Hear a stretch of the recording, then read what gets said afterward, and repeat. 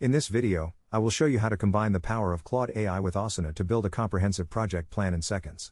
Many people struggle with the blank page effect when starting a new initiative, but you can leverage artificial intelligence to handle the heavy lifting of task breakdown and organization.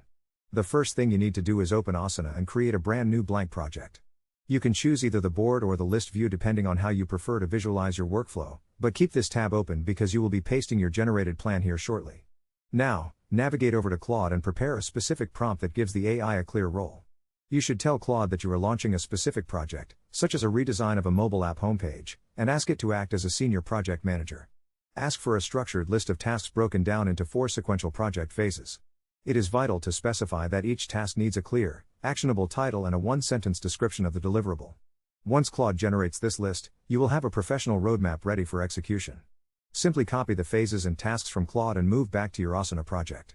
You can create sections in Asana that match the 4 phases Claude provided and then paste the individual tasks under each one. This method ensures that your project is grounded in expert logic from the very start.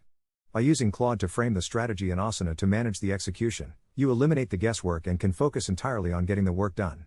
Thank you so much for watching, and I hope this workflow helps you stay incredibly organized.